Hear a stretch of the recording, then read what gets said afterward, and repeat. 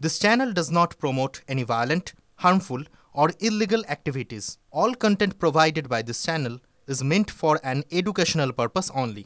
Cancer Healer Center, a new beginning.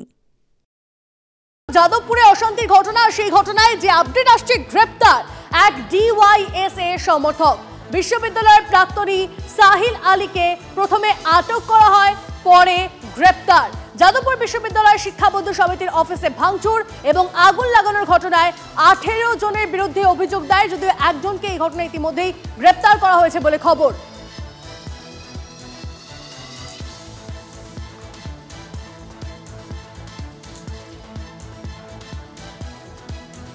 শিক্ষামন্ত্রীর পর এদিকে যাদবপুরের উপাচার্যকেও হেনস্থা। গতকাল রাতে যাদবপুরের উপাচার্য ভাস্কর গুপ্তকে হেনস্থার অভিযোগ। উপাচার্যর জামা ছেঁড়া হয়েছে, এমনটা অভিযোগ সামনে এসেছে।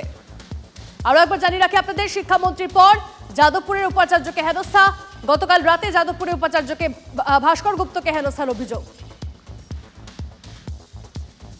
কথা বলবো আমাদের প্রতিনিধি সুমন আমাদের সঙ্গে রয়েছেন সরাসরি। সুমন, আমরা দেখলাম গতকাল ব্রাত্য বসু, তাকে কিভাবে, তার সঙ্গে যা যা ঘটনা ঘটেছে সেগুলো আমাদের সামনে এসেছে। তারপরে উপাচার্য, তাকেও কেন টার্গেট করা হলো, কি কারণ ছিল মূলত, এবং এই ঘটনায় এখন অব্দি একজন গ্রেপ্তার হয়েছে গোটা ঘটনায়। তার পরিচয় কি, মানে তার ব্যাকগ্রাউন্ড কি, সে কিভাবে জড়িত ছিল গোটা ঘটনায়? দেখো, যাদবপুর বিশ্ববিদ্যালয়ের উপাচার্য, দায়িত্বপ্রাপ্ত উপাচার্য ভাস্কর গুপ্ত, তিনি এই ওয়েব কুপার যে এজিএম সেখানে পার্টিসিপেট করেছিলেন, শিক্ষামন্ত্রীর পাশে গিয়ে বসেছিলেন এবং ওয়েব কুপার যে এই বার্ষিক সাধারণ সভার সাথে কার্যত সম্পৃক্ত ছিলেন তিনি।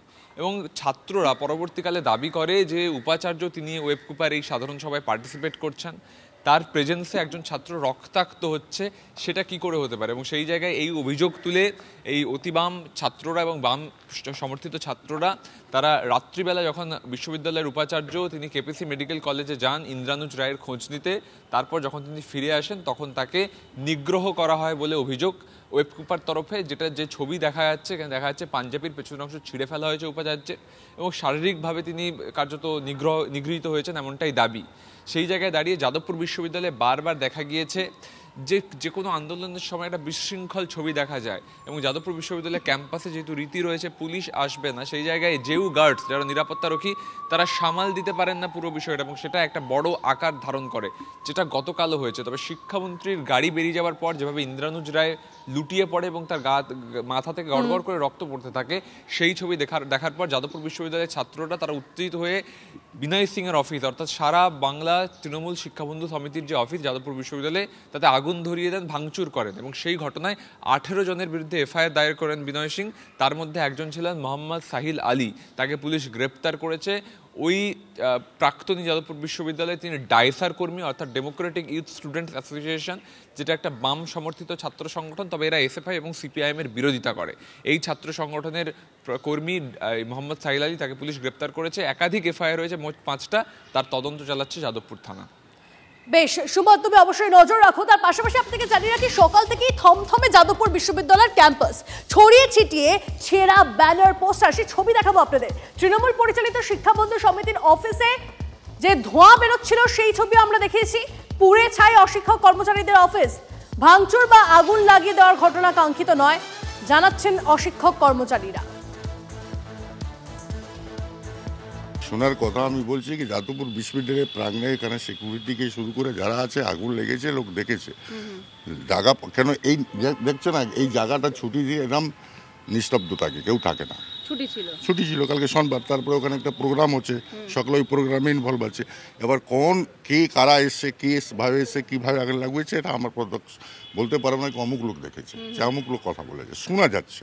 শোনার কথা বলছি, ছাত্র একটা সমাজ এসে এখানে এরকম তোড়ফোড় করে আগুন করেছে, আগুন লাগিয়েছে, এই হচ্ছে বিষয়টা যা আমি শুনলাম। তারপরে মিডিয়ার মাধ্যমে, আপনাদের মাধ্যমে, টিভির মাধ্যমে আমি জানলাম কি এই ঘটনা বিশ্ববিদ্যালয়ে ঘটেছে। কেন এখানে 3:20 আমি বাড়িতে গেছিলাম খেতে। কতদিন ধরে কাজ করছেন আপনি? আমি 93 থেকে এখানে কাজ করছি। এই 93 থেকে ওখানে ঘটনা দেখেছেন, এরকম বিল্ডিং এ আগুন লাগিয়ে দেওয়া ছাত্রদের? হ্যাঁ, একবার আরও দেখেছিলাম, ওই যে কর্মচারী সংসদ, ওইখানে এভাবে আগুন লাগানো হয়েছিল।